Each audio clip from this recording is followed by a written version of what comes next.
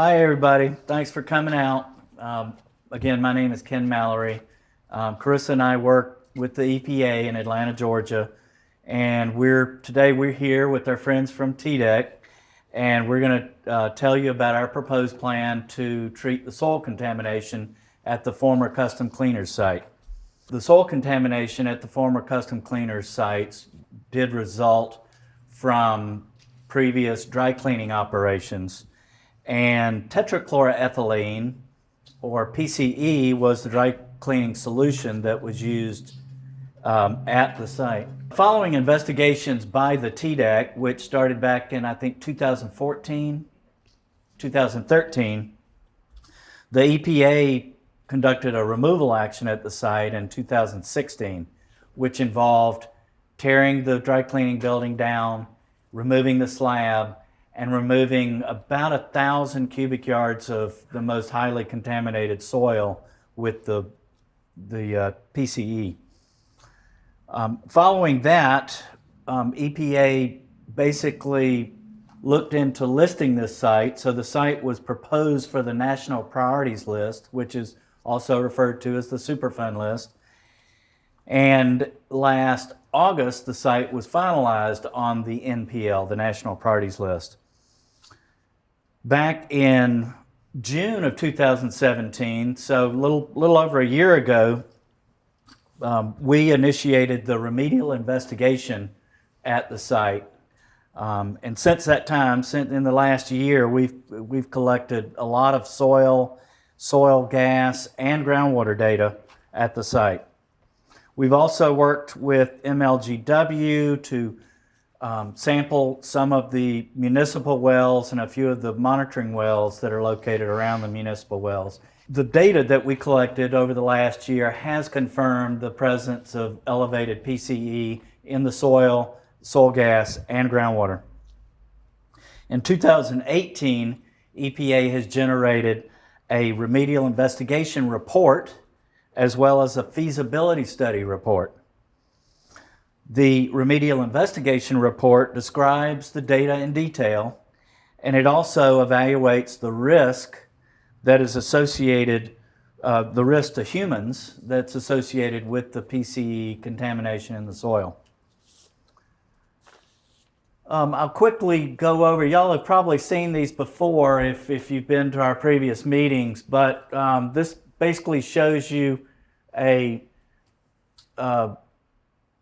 the site where the dry cleaning building was located, and this is a color-coded map where the colors in dark orange, lighter orange show you where the PCE soil contamination exists, and those concentrations drop off as you get into the yellows and greens and blues. And as you can see, there is an area beneath where the former building and some of the paved areas right around that former building where we still have very elevated levels of PCE in the soil. And this is another way of showing what's going on. Again, this is another diagram of the site.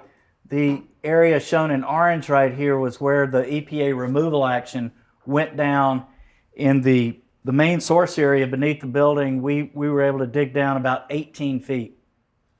And then we had an area right around that where we dug out soil about 4 feet in depth. Of course, that soil was put in trucks. It was taken off site for proper treatment and disposal. And then we brought in clean backfill, and then brought it up to grade, and then we placed gravel at the ground surface. This area right here, this blob that's down here, it extends down. We've identified that down to about the 40-foot depth. And in this area, you have what are called the surficial deposits. From there, since PCE is denser than water, some of that PCE wants to gravitate down towards the groundwater and basically migrate into the groundwater. And also, solvents are known to be, they're called volatile organic compounds. And so they, by their nature, they want to escape into the air, if you will, volatilize. And that's what these arrows right here represent, that some of that PCE, those vapors are coming up and wants to daylight. Down here, you can see this is the top of the groundwater table, which in this area and at the site is, we think, it's around 130 feet to the top of groundwater. And then as you get 20 to 40 feet below that, you get into the Memphis aquifer, which is the main drinking water source for your area, as y'all probably already know. We evaluated every potential exposure scenario, from current scenarios, including the vapors getting into nearby buildings, to future exposure scenarios in the event that somebody built a home. Let's just say the site was redeveloped and condos were built and families lived in the condos, those sorts of scenarios. We also are trying to be mindful that as the PCE continues to migrate into the groundwater, that ingestion of contaminated groundwater is definitely one of those exposures potentially related to the PCE. So the two main things that came out of our risk evaluation would be the risk associated to anyone living on the site over this area where the PCE contamination exists, and in particular children, as you might expect, since they're smaller and they have lower body weight, they're would be more vulnerable over time to that contamination than, say, adults would be. But that would be a long-term risk exposure. And then secondly, as I've been talking about, we know the groundwater is contaminated with PCE beneath the site. At present, we've got a number of wells that go down to about 130 feet, which is not all the way into the Memphis sands, but we have high levels of PCE. I think the highest level we found to date was 8,200 parts per billion, which is a high level of PCE. We have also, in 2018, we also conducted a feasibility study. The purpose of the feasibility study is to develop options to address the soil contamination. The first option is a no-action, what we call the no-action alternative. EPA is required to develop a no-action alternative at each and every site we work on. And you may wonder why you would do this, but it basically serves as a baseline for us to compare to the other alternatives that we develop. The cost, obviously, of taking no action would be minimal, but it would do nothing to minimize the risk. The second option, we talked about this when we came here back in January, is the soil vapor extraction option. Now, this is a soil vapor extraction. It's also referred to as SVE, is a proven and commonly used treatment technology. It involves putting in numerous probes or wells into the area of contamination and basically creating a vacuum. You basically build a treatment system there on site, and you hook the wells up to the treatment system, and with a vacuum, basically the vapors are slowly extracted out of the ground. They're treated as needed, and then once the VOCs have been treating, then you basically have emissions to the air. The second option, the SVE option, would also include limited excavation and capping of the area. When the last few times we've been at the site, there's some of the original pavement that's right along Southern Avenue has some high levels of PCE in the soil near the surface. And so we figured as long as we're coming out there and doing a cleanup using SVE, we might as well try to get as much additional PCE out of the ground, and then cap the area. Capping of the area helps the SVE system work more effectively. The third option and the last option we call in situ thermal desorption. Other people refer to it as SVE, thermally enhanced SVE. So this option would include, again, putting in numerous probes into the area of concern, the area of soil contamination. Some of those probes or wells would be used to conduct heat. You would heat the subsurface. The subsurface, you would want to heat it up to 100 degrees C. The other wells or probes would be just like what I described for the second option, would be there to basically vacuum the vapors out of the ground where they would be treated. And once they're treated to meet all the regulations, that is discharged to the air. By comparison, the second option, the SVE option, would take a number of years to complete. And would cost we're estimating about $1.3 million. The length of time that it would operate could be potentially from 5 to 10 years. And that really just depends on a number of factors. So you never know quite how effective these systems are going to be until you actually run the system. By comparison, the third option, which is the thermally enhanced option, is estimated to take from 6 months to 2 years to complete.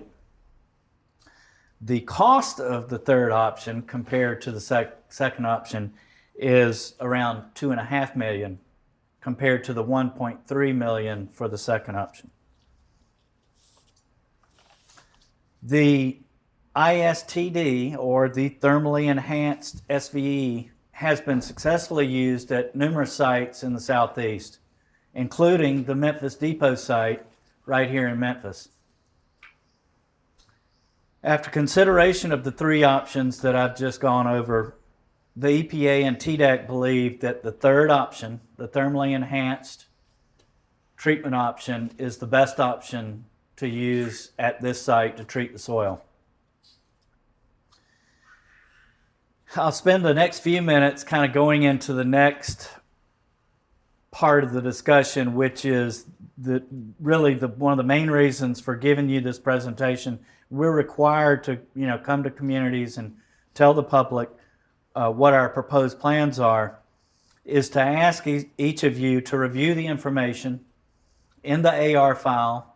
We've also got proposed plans here. This is kind of a condensed version of what's in the RI report and the FS report. This is 22 pages long. If you have problems sleeping at night, this is very good. We also have kind of the very condensed version, which is our fact sheet. Part of the reason why we do the fact sheets and we send those out is to advertise this meeting, and the meeting we'll be having from 5 to 7 today. But it also gives you, and I encourage any of you, if you've got any questions or comments on this presentation, we've got basically a comment sheet here. We've got some pens. You can write your comments while the information's fresh on your mind, and you can give Carissa or myself that information here today. Or if you want to take this home and think about it, you can write your comments down and then simply fold this over. It's got my name and address, stick a stamp on it. You can staple it and send it to us in the mail. So we're asking that, once you've looked the information over, if you do have comments or questions, please get those to us within the next 30 days. We're required to have a 30-day comment period. That 30-day comment period begins today and will end on August the 9th. And once the comment period ends, the EPA will respond to each comment. We're required to. We have a responsiveness summary, as it's called. We'll provide a written response to each of the comments. And after considering all those, we will then make our final selection. Typically, I would say generally speaking, we usually don't have the level of comments that would change our selection of an option, but it does happen on occasion. So once the comment period's ended, I'm going to be focusing on writing the record of decision, which is the more lengthy document. It's about a 100-page document, which describes in full detail. It's like this proposed plan on steroids, but it is our decision document that I have to take to my management and get it signed. And we plan on signing that document for this remedy this fall. It could be signed by the end of September. It may be October. I don't know yet how that'll play out. Once that ROD is signed, we will then immediately start asking headquarters, EPA headquarters, for funding. And as y'all may or may not know, on sites like this, there is one budget of money, and sites like this one compete for that money.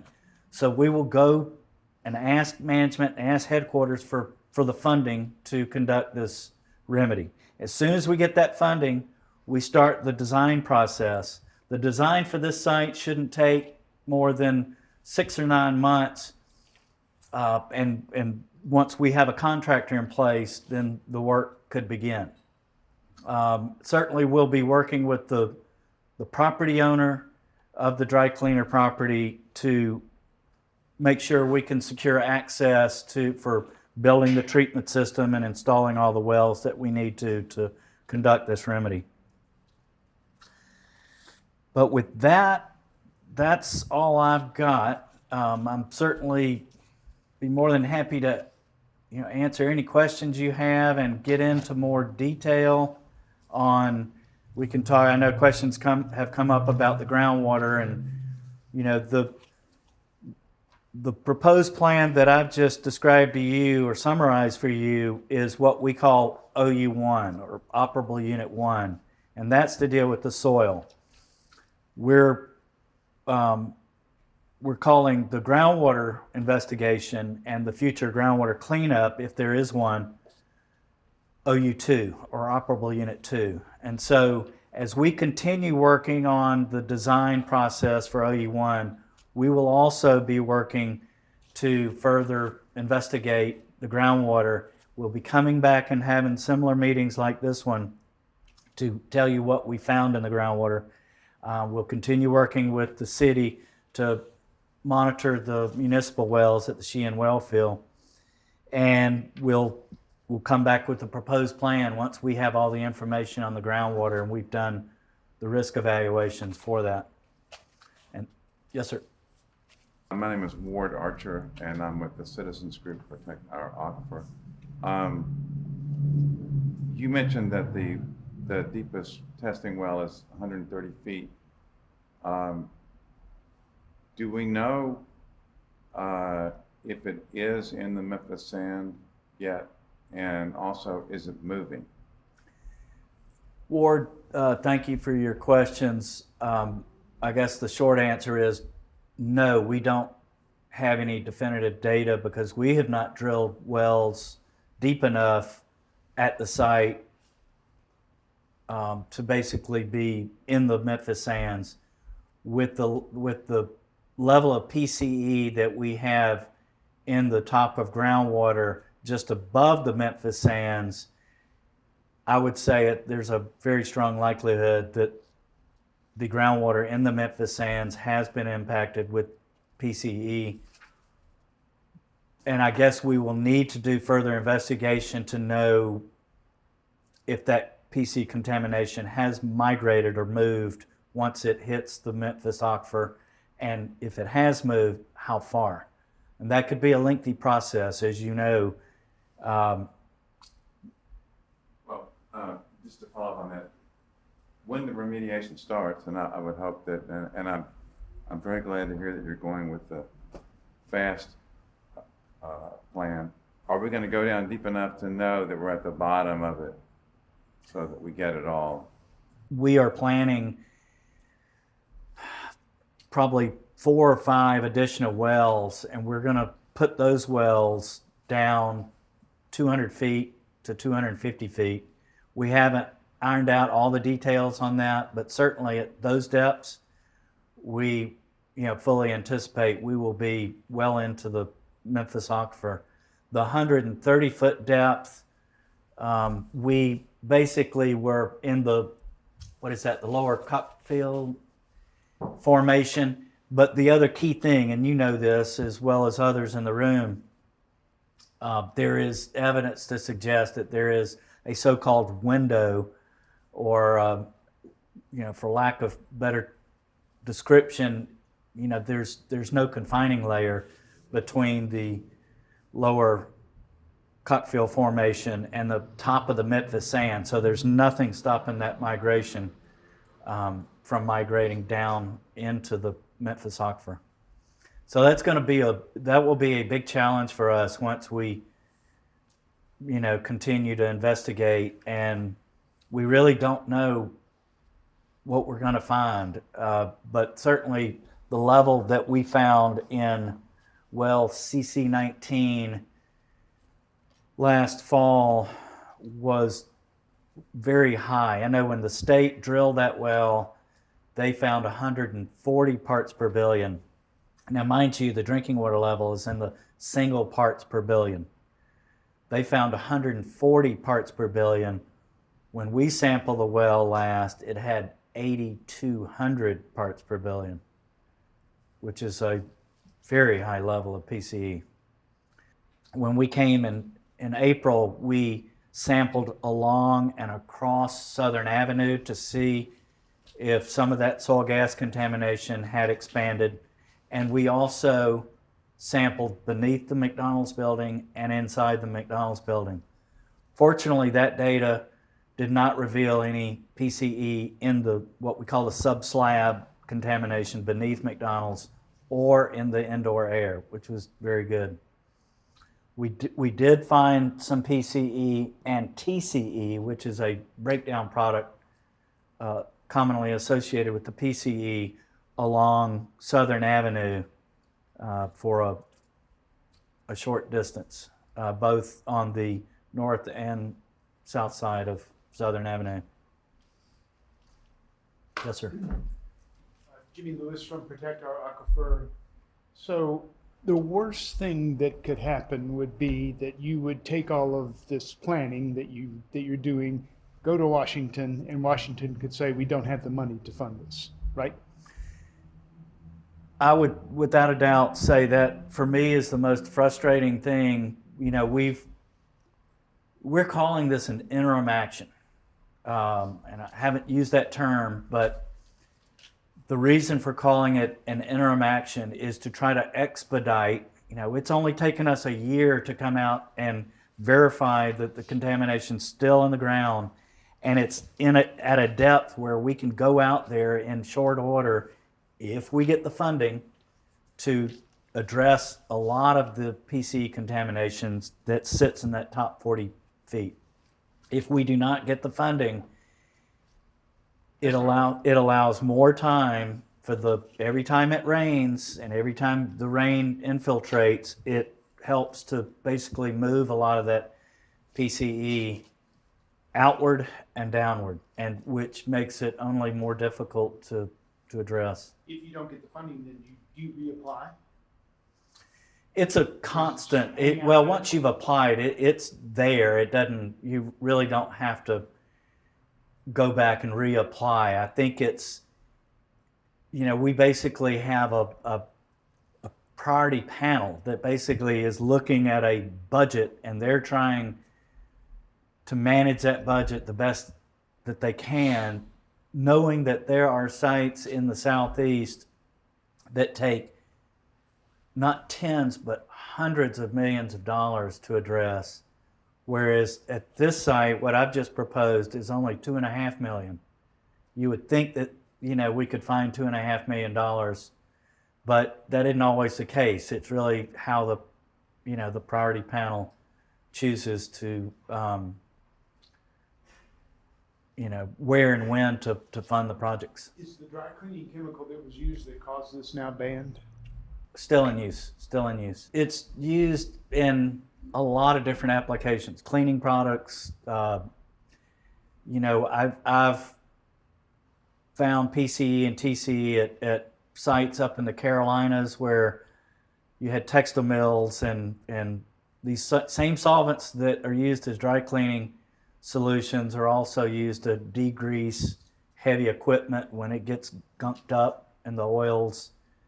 You need to take the equipment apart, clean all the parts, re-lubricate them, and solvents were, some of the best product to come along for that use as well. So, any other questions? Yes, sir. You indicated that there would be an Could you on-site. state your name? I'm sorry. Oh, I'm sorry, Scott Bambury with the Tennessee chapter of the Sierra Club. We too appreciate that you're taking the most expeditious route to clean this up. You described a treatment facility on site and subsequent air emissions after the treatment process occurs.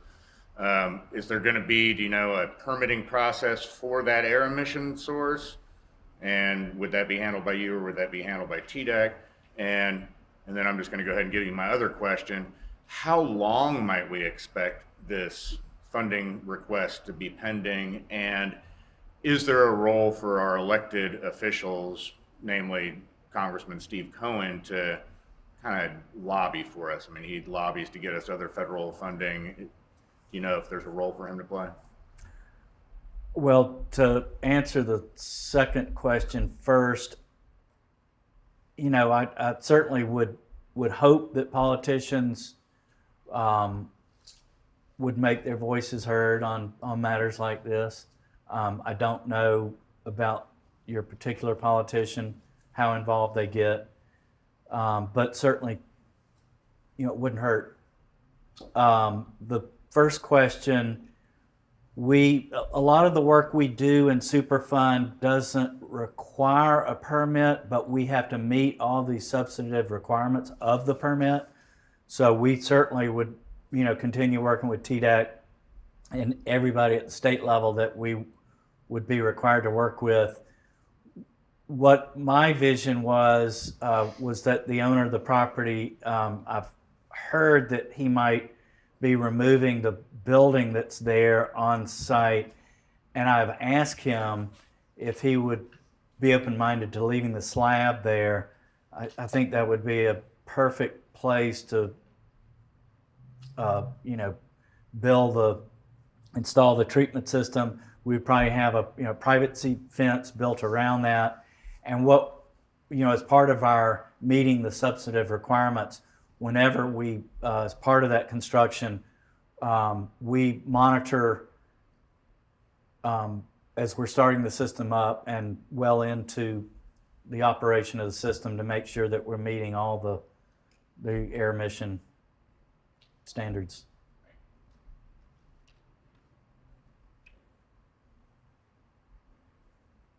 Anybody else have any questions? I know I really didn't go into much detail. Again, this 22-page proposed plan does have more detail about the levels of PCE that we found in the soil and in the soil gas.